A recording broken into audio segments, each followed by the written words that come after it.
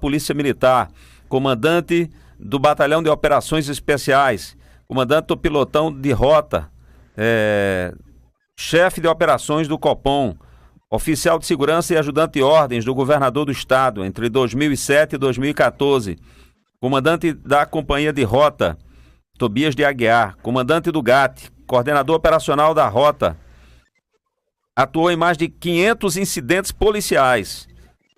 Possui o curso preparatório de formação de oficiais, curso de formação de oficiais, bacharelado em Ciências Policiais de Segurança e Ordem Pública, curso de aperfeiçoamento oficiais, mestrado e doutorado em Ciências Policiais de Segurança e Ordem Pública, graduação em Direito pela Universidade Cruzeiro do Sul.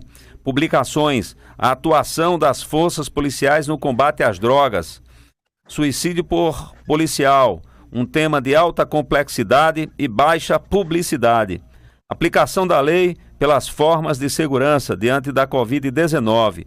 Uma visão macro das principais ações que as forças de segurança devem observar para a atuação durante a pandemia do novo coronavírus. Vou pedir os cumprimentos aqui, boa tarde, do Coronel Racorte, da Polícia Militar do Estado de São Paulo, inicialmente para a gente ver como é que está o áudio, e em seguida a gente libera os 20 minutos aí para a palestra do nosso convidado. Coronel Racorte, seja bem-vindo. Boa tarde, eu agradeço a palavra, agradeço a atenção de todos os presentes e faço a questão do tempo, nós vamos direto para a apresentação. Agradeço mais uma vez a atenção de todos.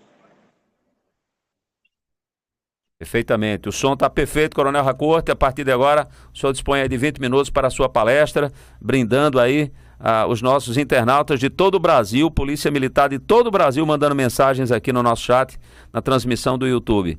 A partir de agora, o senhor tem 20 minutos, Coronel Racorte. Obrigado. O que a gente vai falar hoje é referente à nossa experiência pessoal, da atuação desses mais de 500 incidentes, é uma experiência prática, e referente à atuação do incidente crítico de Botucatu, um incidente que, passa a sua complexidade, careceu de um estudo de caso. E é isso que a gente vai apresentar hoje para os senhores.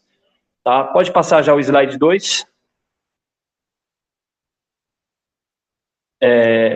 Os objetivos é auxiliar os tomadores de decisão. Os comandantes em incidentes críticos, eles devem aprender a tomar decisões criativas e decisivas nessas circunstâncias terríveis, né, complexas e dinâmicas, com pouca e muitas vezes nenhuma informação confiável, principalmente nos momentos iniciais desses incidentes. A gente está propondo uma metodologia de trabalho, de atuação de segurança pública e privada, e com a comunidade, né, é uma metodologia de trabalho de comando e controle de incidentes, amplamente aplicado lá fora, que foi testado já em diversos países, como os Estados Unidos, há mais de 19 anos, no Canadá, no Reino Unido, entre outros países aí. Voltei para anotar seus dados. E eu gostaria de deixar claro, enaltecer as decisões tomadas e ações de todos os homens e mulheres policiais que atuaram na ocorrência de Botucatu, com bravura, força, dedicação, e que as observações que vamos apresentar nesse estudo de caso não são críticas, muito pelo contrário, são lições aprendidas com o objetivo de salvar a vida das pessoas. Pode ir, por favor?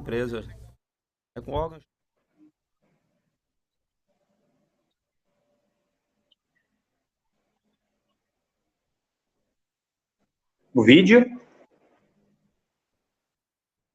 O que os bandidos não imaginavam era que, exatamente ontem à noite, policiais do BOP e Rota de São Paulo estavam fazendo um treinamento em grupo na região. O resultado foi um confronto direto entre agentes e bandidos que não tiveram tempo de sair da cidade. Na fuga, houve troca de tiros.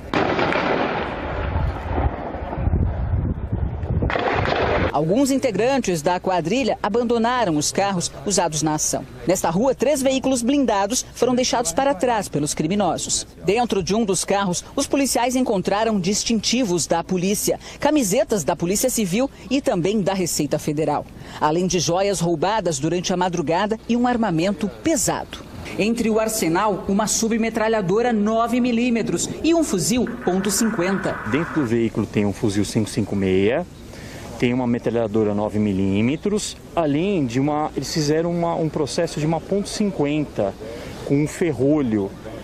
Eu acredito até, no caso, ela poderia dar uma pane, tanto para o operador, do criminoso, até pela questão da sociedade e dos policiais. Farta munição, grande quantidade de munição.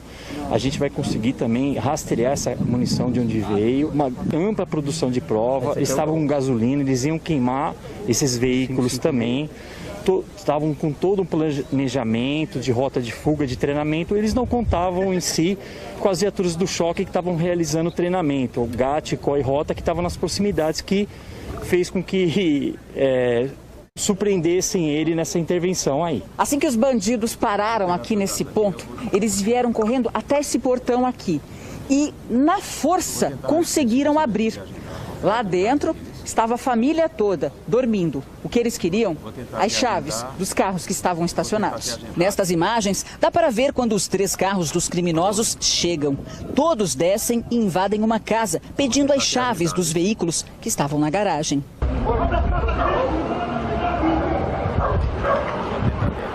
Entrando na casa, não. Invadiram a casa.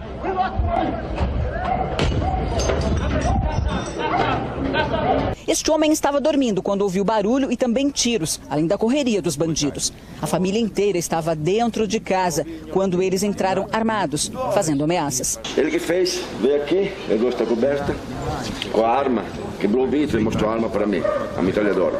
Quebraram esta porta aqui, uma outra porta que dá na parte de noite, né? Eu fiquei segurando a porta. Ele empurrava, vamos, abre. Minha esposa falou assim, o que está procurando, né? O que está querendo? Estou querendo a chave do carro. Espera, falei assim, né? Fiquei assim, abaixado, né? Mas entregou a chave do carro para ele? Sim, claro. Eu entreguei, ainda bem que eu não... Entreguei a chave, ele foi embora. Eles fugiram levando os 2 carros da família, só que deixaram para trás tanto as armas quanto as joias que roubaram. Os carros foram localizados longe da região central, onde aconteceu a ação. E os bandidos conseguiram fugir. O que...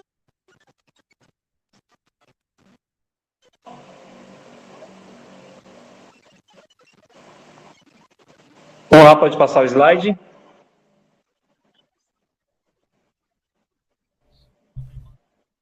Slide 3. Slide 4. Senhores, aqui, ó, o acionamento do Copom, isso é muito importante. Muitas vezes essas ocorrências têm o acionamento do Copom, que é um protocolo de atuação, o acionamento através da inteligência, que é outro protocolo, a questão de uma solicitação pelo transeunte, que é outra também forma de agir, e uma questão, se uma viatura se deparar, que a situação mais crítica seria, mas a gente vai dar ênfase no estudo de caso, como foi que aconteceu, que foi o acionamento via Copom. Como foi acionado na reportagem, cerca de 30 a 35 indivíduos, utilização de diversos veículos blindados, isso está sendo um padrão aqui em todos os incidentes críticos, todos com coletes balísticos, capacetes balísticos. Normalmente, eles vão até na frente do batalhão, com um caminhão, incendeiam esse caminhão, efetuam alguns disparos contra o batalhão e vão para a área do que é o objetivo dele, da área bancária. Pode passar?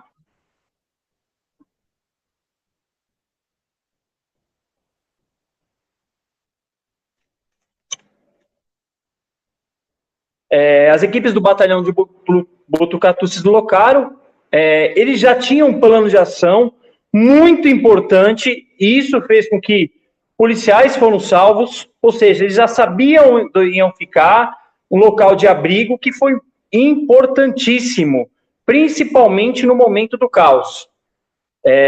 Os indivíduos bloquearam tanto o sentido São Paulo como o sentido Bauru, que seria a maior cidade, ou seja, pensaram na possibilidade de apoio para tentar fazer a contenção para que as forças de segurança de apoio não conseguissem chegar na cidade, e deixando uma estrada vicinal aberta para a fuga, para eles se deslocarem na região de sítios. Pode passar?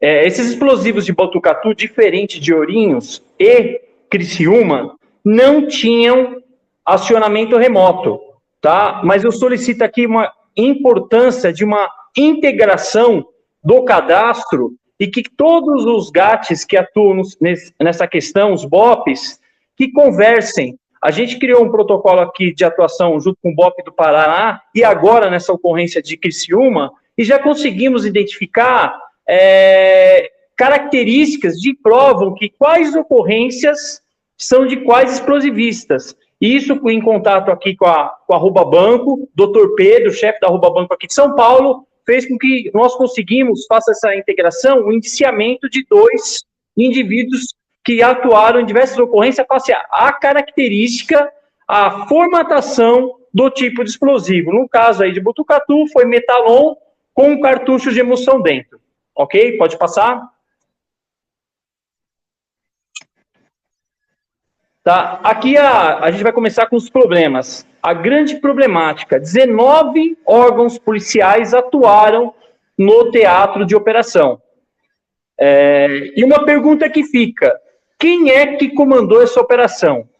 Quem é que comandou as viaturas da Polícia Militar, dos órgãos especializados, da Polícia Civil e da Guarda Civil? Aí eu deixei aqui, uma das regras mais importantes da guerra e a liderança é a unidade de comando. Pode passar?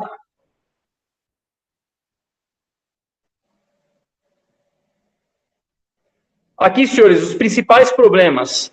Diferentes grandes comandos, diferentes comunicações, informações desencontradas, não tinha uma centralização de informações, sobreposição de recursos. O que eu quero dizer com isso? Não tinha uma gestão de objetivo. Cada batalhão, cada equipes que vinham no apoio de outra cidade, eles não tinham determinado um local específico para ficar. Eles não conheciam o terreno. Ou seja, ficaram andando pela cidade e toda qualquer ocorrência do Copom, diversas viaturas iam para essas ocorrências. O americano fala muito de tomar cuidado com as chamadas de contenção, que seria no caso disso? De distração, muito pelo contrário, para evitar, muitas vezes são os criminosos que ligavam falando de ocorrência de gravidade, e isso fazia com que toda a força policial fosse para determinados locais. Momento oportuno que eles conseguiram realizar a fuga de alguns locais. Outra coisa também, o aumento do tempo caótico. Quanto maior a desorganização do teatro de operações, maior vai ser o tempo caótico. Maior probabilidade de acidentes e incidentes. Ocorreram 3 acidentes com viatura, face a essa questão de deslocamento toda hora com alta velocidade, uma hora ou outra com a quantidade de viaturas que tinha no local, e infelizmente aconteceram alguns acidentes de viatura. Dificuldade de unidade de comando, ou seja, quem está comandando? Quem está determinando o quê? Ou seja, todas aquelas viaturas que estão no teatro de operações, é fundamental a importância que todas sejam um corpo só, dentro de um ambiente sistêmico, que exista uma determinada coordenação, para que tenham um objetivo único, não no ambiente de competição. Ou seja, uma especializada querer, por si só, resolver a questão, e não a integração, não a união de todas as forças de segurança que atuaram no ambiente de operação. Probabilidade de prejudicar a coleta de provas.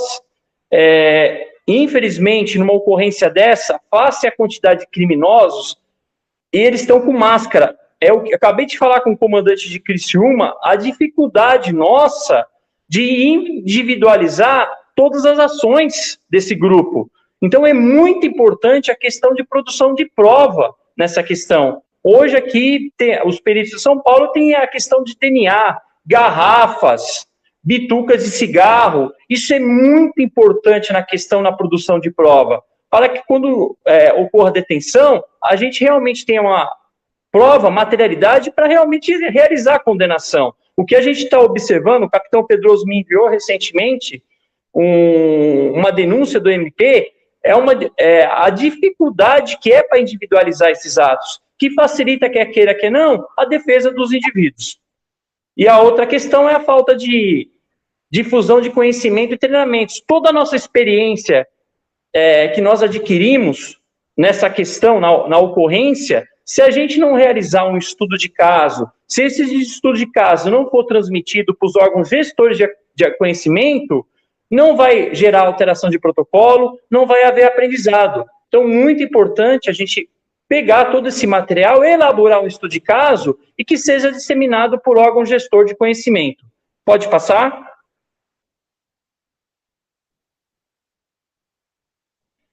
Só um detalhe referente à questão do comando unificado.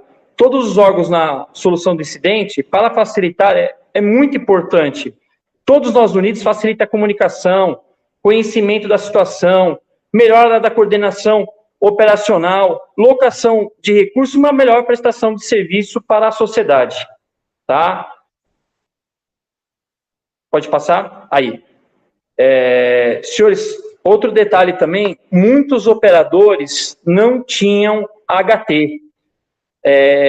Nós devemos considerar a compra de HTs para todos os operadores, para aumentar a sua capacidade de obter uma comunicação integrada, para que possa informar, né, para a gente ter um ambiente, uma consciência situacional maior para todos os comandantes dos incidentes e que compartilhar essas informações para todo o ambiente operacional. Batalhões vizinhos também não conhecia a área de atuação. Muito importante, um detalhe que é empregado lá fora também, chama-se área de preparação.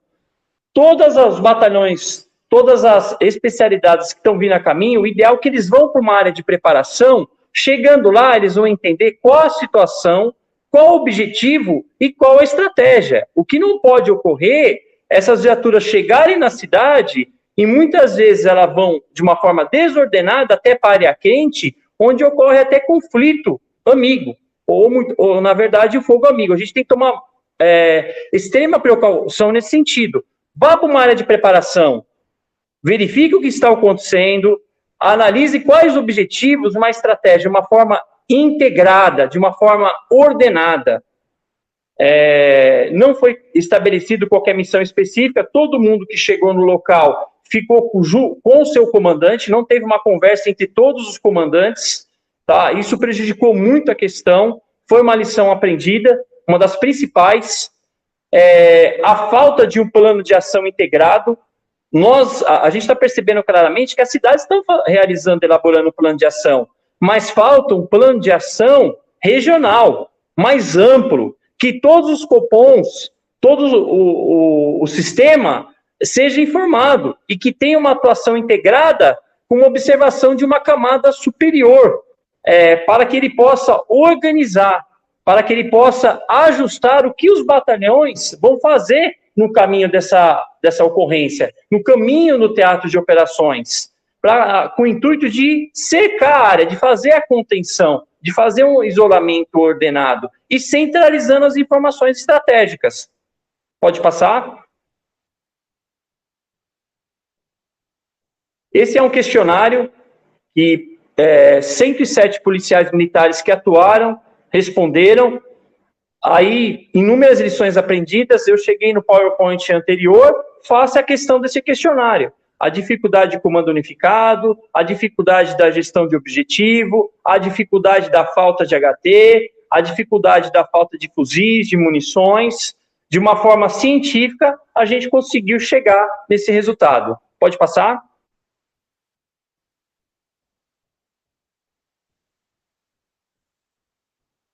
Tá. Senhores, a gente vai entrar agora com um americano, o FBI, emprega hoje, ele divide o incidente policial. Primeiro, em preparação, posteriormente resposta, recuperação e mitigação. Nessa fase de preparação, o que nós temos que fazer? Primeiro, analisar os riscos. O que eu tenho na minha área de atuação? Qual o risco que pode acontecer aqui? A minha área bancária, eu tenho bases de valores. Qual o risco aqui?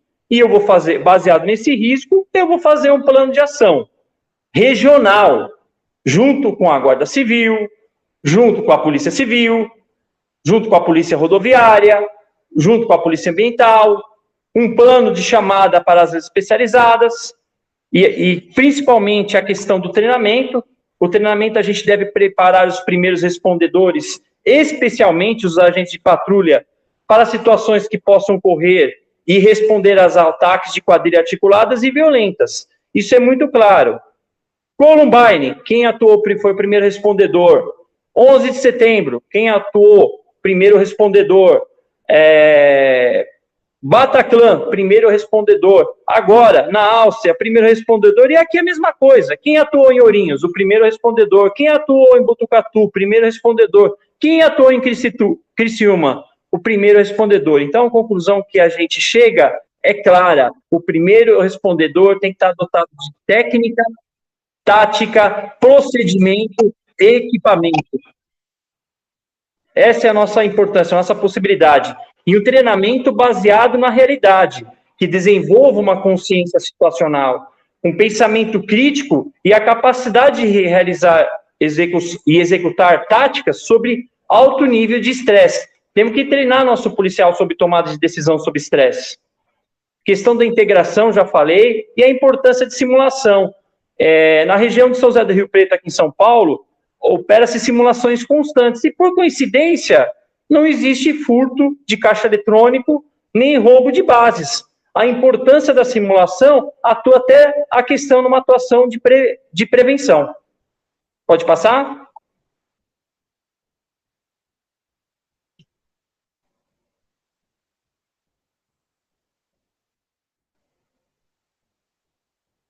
Senhores, a fase de resposta é o momento mais crítico. Há alguns meses atrás, eu não conhecia o que vem a ser 9 princípios da guerra. 9 princípios da guerra foi o que originou a questão da localização, contenção, isolamento, o acionamento de recursos. Se eu for falar de 9 princípios da guerra aqui, eu vou demorar mais de 2 horas a aula, mas eu sugiro todos a estudarem, a conhecerem a importância dos 9 princípios da guerra, que é aplicado em todas as SWATs americanas, como um modelo de uma atuação imediata. Tá? Outra questão que eu quero deixar muito claro, risco iminente à vida, nós vamos agir. Mais uma vez, risco iminente à vida, com o intuito de salvar vidas. A gente tem que entender muitas vezes que essas ocorrências são criminais e estão visando dinheiro. Nós não podemos, de forma alguma, toda operação tática tem risco, mas não podemos colocar nossos policiais em riscos através de atitudes isoladas. O que a gente tem que buscar nessas ocorrências? Chegou, o que está acontecendo aqui? Tem risco iminente à vida? Tem. Não tem. Contenção, isolamento, calma, uma atuação integrada. Nada vale a vida de um policial militar. Recentemente, eu perdi um policial militar e me chamou muita atenção a sua filha, chorando do lado do caixão. Muitas vezes não é pelo que o policial tem medo, mas sim pela sua família. Tá? A gente tem o dever legal de agir, mas agir com técnica, com tática, com segurança. E sempre uma ação integrada, coordenada. A gente não pode, e é muito, mais uma vez, muito importante, uma questão de uma camada superior nesses momentos iniciais, para subsidiar, para apoiar o oficial, para atuar as forças de segurança que estão em campo. Muitas vezes, quando chega no Copom ocorrência, a ocorrência chega como um disparo de arma. Ela não chega exatamente como furto de caixa eletrônico, atirador ativo. E essa camada superior, face o volume de ocorrências, o Copom pode subsidiar e muito nessa questão, até da chegada dessas viaturas com segurança. Pode passar?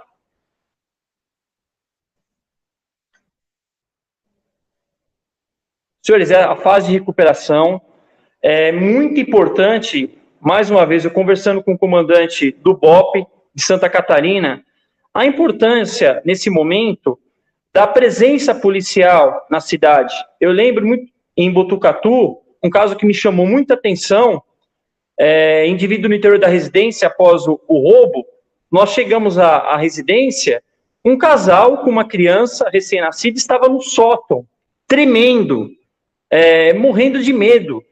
Essas ocorrências causam um impacto muito grande na sociedade. E temos que, após um período, tá, nem que seja 1 semana, 2 semanas, 3 semanas, intensificar a atuação para melhorar a sensação de segurança da sociedade. A construção de fortes relações entre a comunidade e a polícia pode ajudar na resposta e na resiliência da comunidade após o incidente. Temos que pensar dessa forma. Os comandantes devem garantir que todos os envolvidos na resposta se sintam valorizados, que tenham acesso a recursos de saúde física e mental, para que possam precisar após um incidente crítico. Uma coisa que a gente tem que pensar também, todos os policiais que atuam nesses incidentes causam um certo trauma interno. Então, é importante que nós cuidamos dos nossos policiais. Ao menos a gente chegar, tá tudo bem, tá tudo tranquilo. Eu recebi um áudio de uma policial que estava numa base de Criciúma. Ela em pranto, chorando. Será que tá tudo bem, tudo tranquilo? A gente tem que cuidar dos nossos policiais. E mais uma vez aqui a fase de recuperação, a questão da produção de provas, tá? E outra fato importante, toda hora, cada minuto eu recebo que alguém foi preso referente ao incidente de Criciúma. Nós não temos no Brasil uma centralização, um órgão que consiga coletar todas as informações e passar de uma forma oficial. Tem tanta gente presa que já ultrapassou o número de 100 aqui no WhatsApp. E temos que ter o quê? Um órgão que seja responsável por esse controle, que fale entre os territórios, que seja centralizado via governo federal, até para evitar qualquer tipo de informações errôneas. Uma informação oficial dos órgãos de segurança pública, do município para o estado, do estado para o governo federal, como acontece nos Estados Unidos, os chamados EOCs. Cada município tem um OC com todas as forças de segurança integrado, que passa para o estado e que passa para o governo federal. Né? Um plano de comunicação com o objetivo claro, a melhora, o processo, a questão de produção de prova e um conhecimento real do que realmente aconteceu. Para fazer esse estudo de caso Botucatu, eu tive inúmeras dificuldades. E até semana passada, um outro indivíduo foi preso. E muitas vezes a gente não acompanha mais essas ocorrências. A gente tem que estudar, acompanhar e ver o que realmente aconteceu. No total, em Botucatu, foram 11 presos. E pouca a sociedade, né, os outros órgãos, não ficam sabendo dessa quantidade de prisões. E nem os órgãos de segurança pública que atuam de uma forma integrada e conjunta. Pode passar?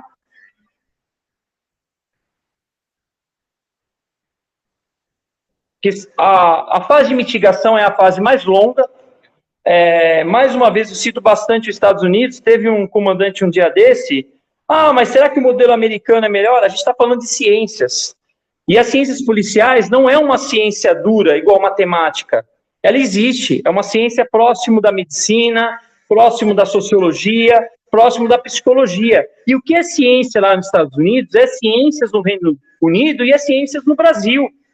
Eles realizam um relatório pós-ação, eles chamam, vamos supor, igual lá em Criciúma, vamos chamar o judiciário, vamos chamar o legislativo, vamos chamar o executivo, vamos sentar todos os órgãos de segurança pública e discutir, fazer um estudo de caso mais alicerçado, como é que é lá nos Estados Unidos com uma universidade, e sentar e propor soluções de uma forma técnica e que tenha realmente um resultado, não especulativo, mas de uma forma prática, de uma forma realmente que vai resolver o problema de fato. Eu tenho aqui nos meus apontamentos, o pessoal da SWAT Los Angeles cedeu para a gente mais de 100 relatórios pós-ação, todos alicerçados por uma universidade, com recomendações, com alteração de protocolos de atuação, com procedimentos a serem feitos. As ações passadas ditam as futuras. Se eu não aprender nada nas ações passadas, como é que eu vou melhorar as ações futuras? Isso inclui a atualização do sistema penal. Mais uma vez, a fase de mitigação no incidente crítico é longa, ela é mais demorada, e ela tem um aspecto a longo prazo, não a curto prazo. A questão de obras para minimizar, a gente pode falar de incidentes mecânicos, de acidentais, a melhora do sistema, a questão de compra de equipamentos, tudo isso seria a fase de mitigação. Pode passar o próximo slide.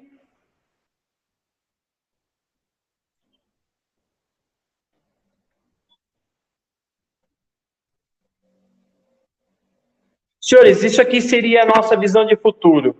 Eu acho que, no meu entender, a mais importante, a criação de um sistema de gestão de incidentes a nível federal, baseado no NIMS americano, né? O que seria esse sistema de gestão de incidentes? Um conjunto de princípios, de métodos, que podem ser utilizados por todos os gestores de incidentes, bem como o setor público, privado e comunidade. A gente tem a mesma metodologia de trabalho aplicado para todo tipo de incidente, de qualquer tamanho e magnitude. Um sistema de comando que visa melhorar uma resposta dos órgãos de emergência, com uma metodologia mais eficiente, uma alocação de recursos para facilitar principalmente a cooperação entre diversas entidades e agências. Hoje a gente conta com pessoas. Eu tenho que agradecer mais uma vez ao comandante do BOP do Paraná, ao coronel Nunes do BOP do Rio de Janeiro e ao comandante do BOP de Santa Catarina, pela integração, mas não isso como ações individuais, muito pelo contrário, que seja um sistema, que seja um processo, que seja uma metodologia aplicada ao governo federal, para que todos se falem. Exemplo, a questão dos explosivos, tá? Outra questão também, a questão de investimento e tecnologia. É impressionante a questão de drone. Todas as ocorrências que eu passei, tanto de Botucatu como de Ourinhos, eu não tenho a informação de Criciúma, mas todos tinham drones. Aqui é uma dificuldade estrondosa da gente aplicar drone. O drone melhora a nossa consciência situacional. A gente tem que entender, muitas vezes, que os nossos gestores, eles têm que ter uma visão, uma consciência situacional ampla, que é muito importante para a tomada de decisão. Fácil tempo, eu deixei outras questões aqui, principalmente a questão do atendimento pré-hospitalar. As agências de aplicação da lei devem equipar e treinar seus policiais com uso de kits médicos, emergências táticas, que inclui torniquete, curativos, ataduras. Para quê? Com o intuito de salvar vidas. Muitas vezes, se você esperar, principalmente no incidente massa, a gente não vai ter tempo para atuar. Pode passar o slide.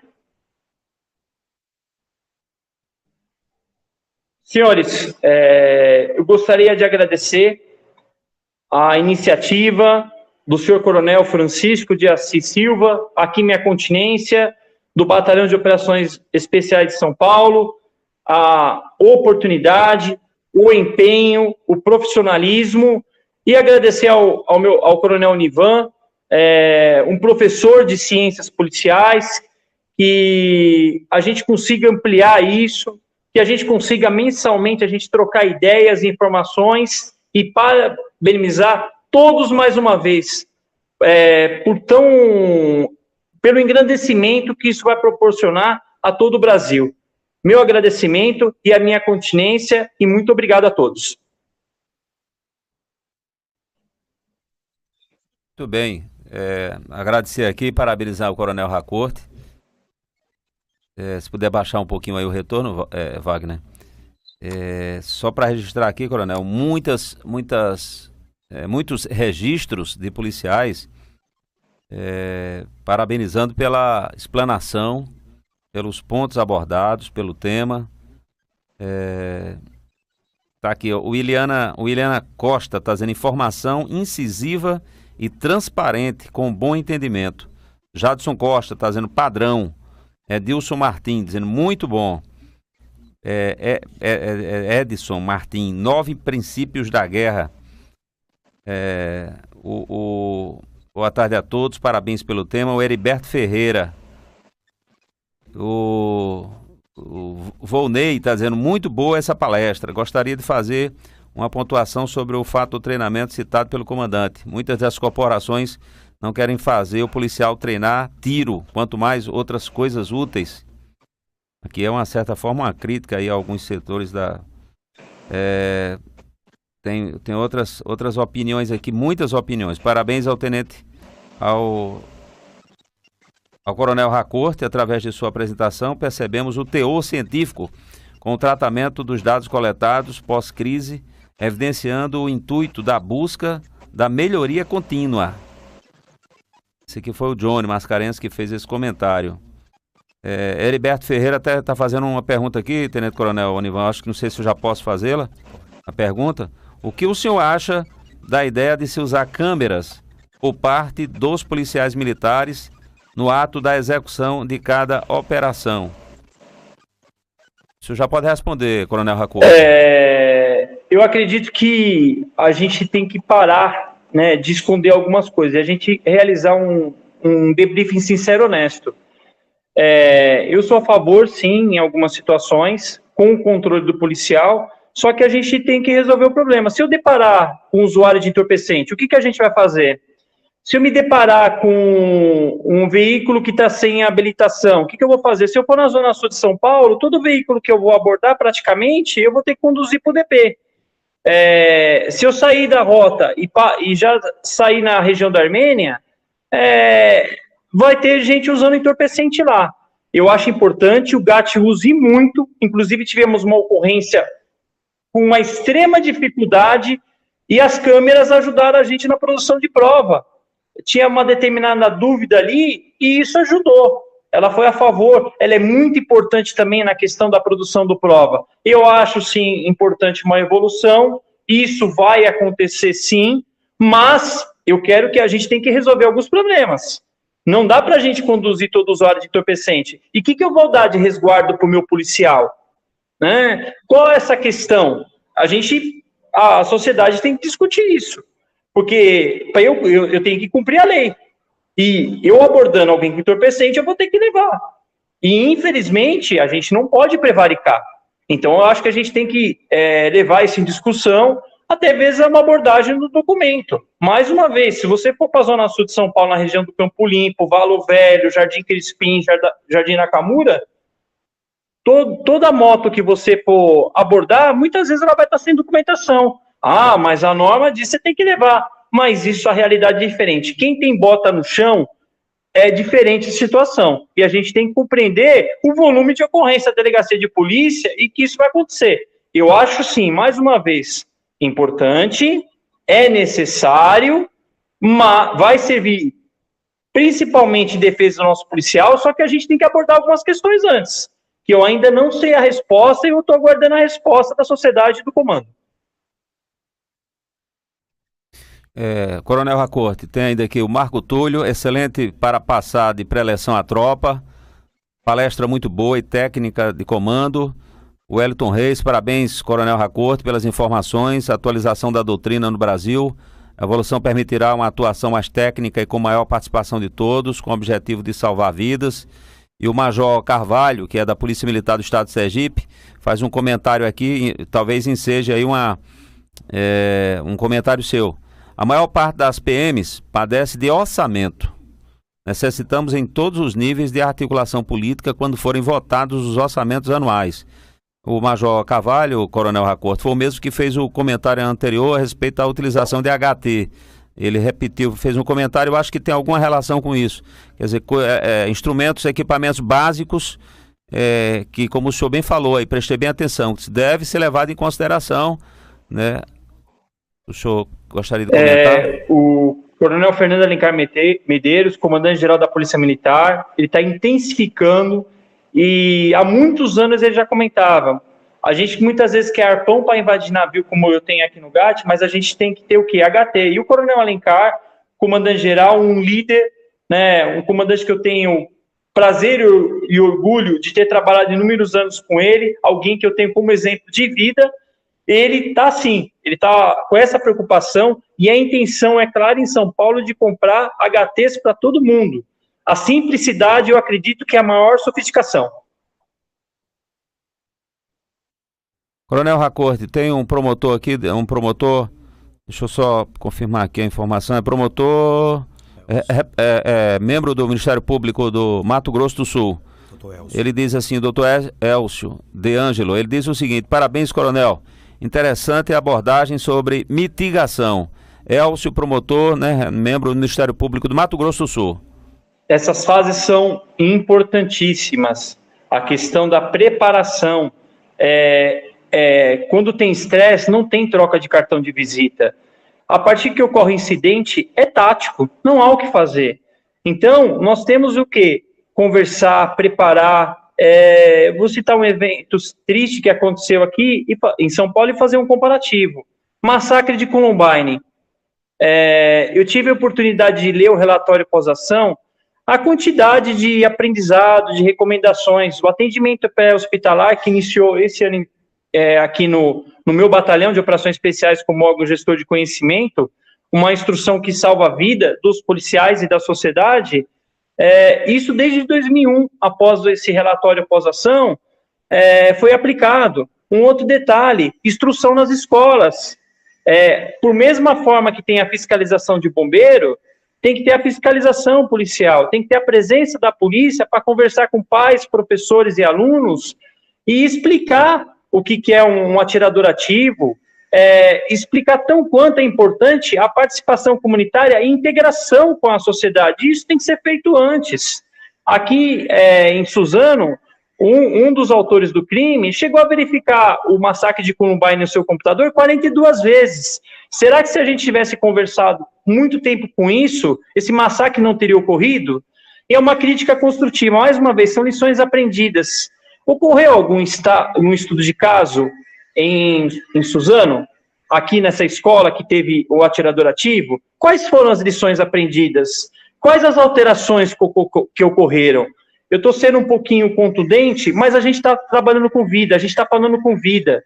A gente não pode deixar, como aconteceu, crianças que morreram, e a gente não ter nenhuma lição aprendida sobre isso. E só assim a gente vai poder crescer. Existem os princípios, que seria o comando de controle de dissidentes, comunicação integrada, gestão de objetivo, e tem os procedimentos. Os procedimentos eu tenho que ser criado, faço as ações passadas. Se eu não estudar cientificamente essas ocorrências, eu não vou ter lições futuras. Então, temos que aprender a escrever, temos que aprender. O comandante Onivan é mestre em fazer artigos, temos que fomentar essa questão de cultura, temos que chamar os outros órgãos para conversar, temos que aprender aqui a realizar relatório pós-ação, chamando legislativo, executivo e judiciário, todos conversar e propor soluções. Não pode acontecer igual aconteceu o massacre aqui na escola e a gente não ter aprendido nada com isso, não ter alterado nenhum protocolo de atuação. Se eu não alterei nada, vai acabar acontecendo novamente. Então, a gente tem que falar de uma forma não criticando pessoas, muito pelo contrário, mas tendo lições aprendidas sobre as coisas que acontecem.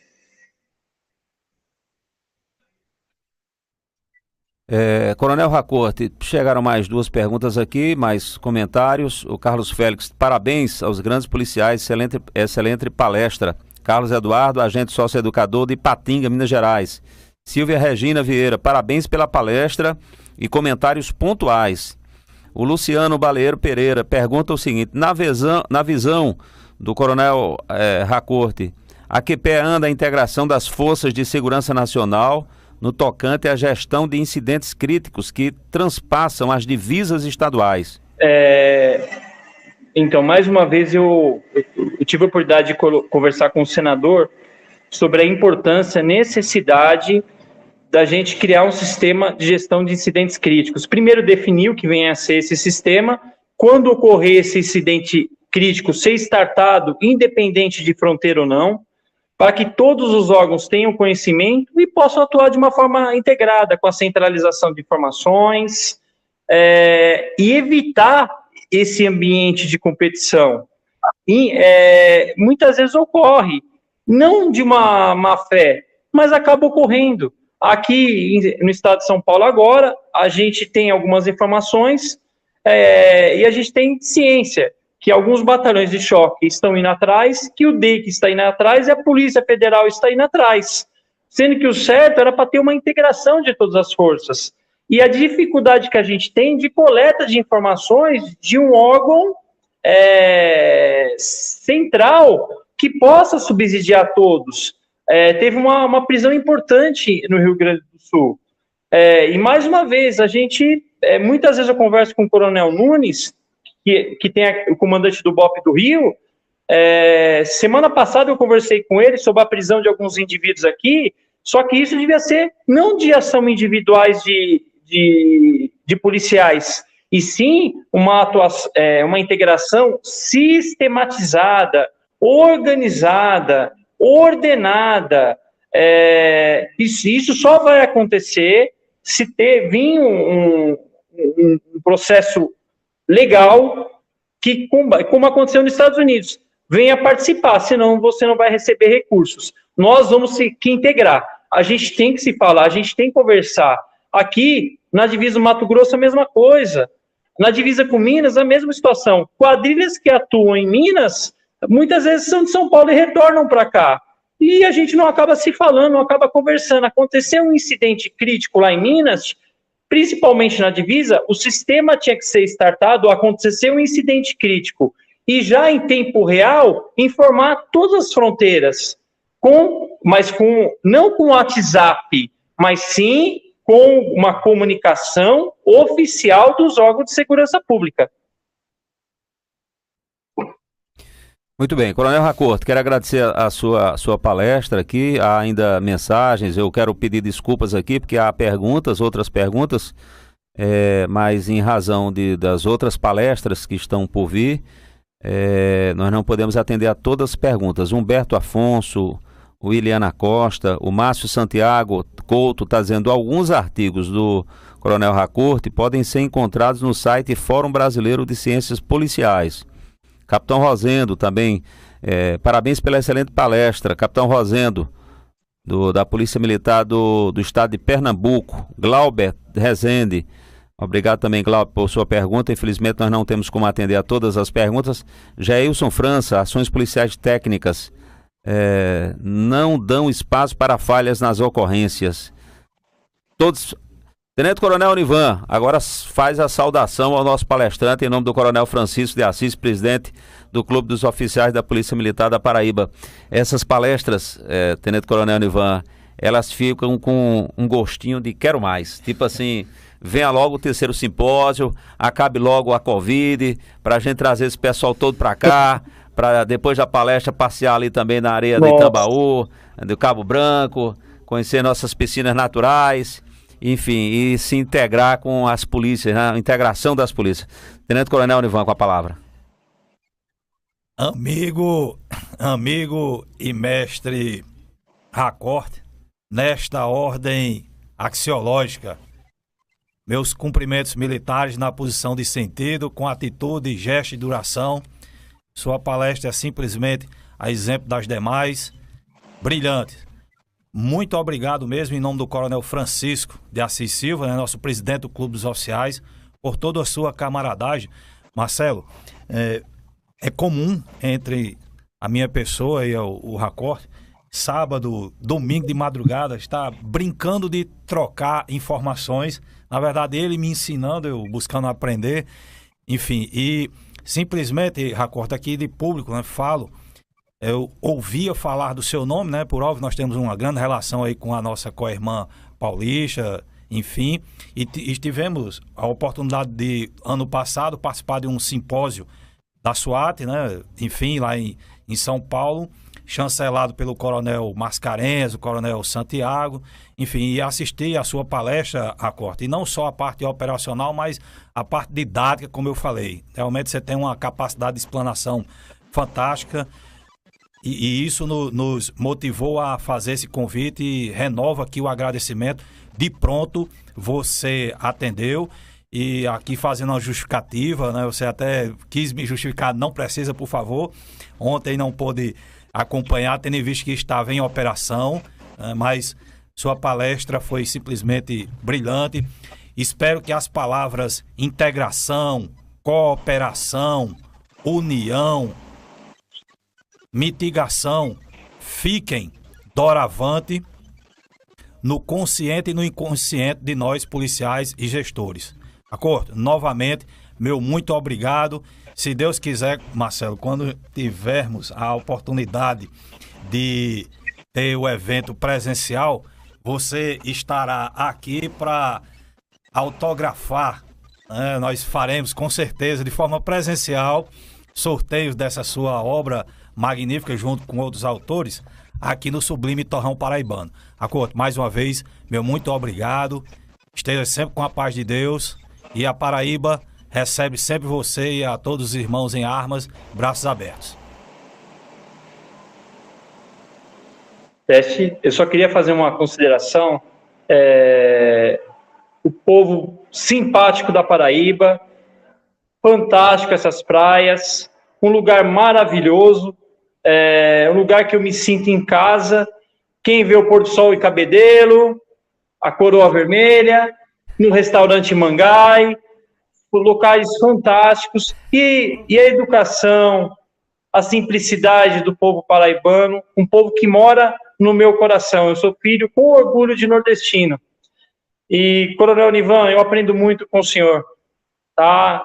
Eu leio todos os seus artigos, eu acho que o aprendizado nosso é constante. Eu não sou um exímio palestrante, muito pelo contrário, mas eu opero.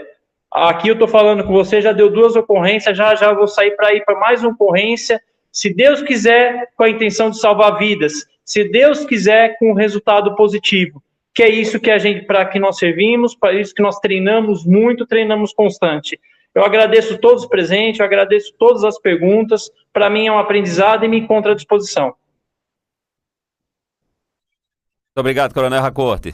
Passou bem, se foi no Mangai, passou bem, se alimentou muito bem.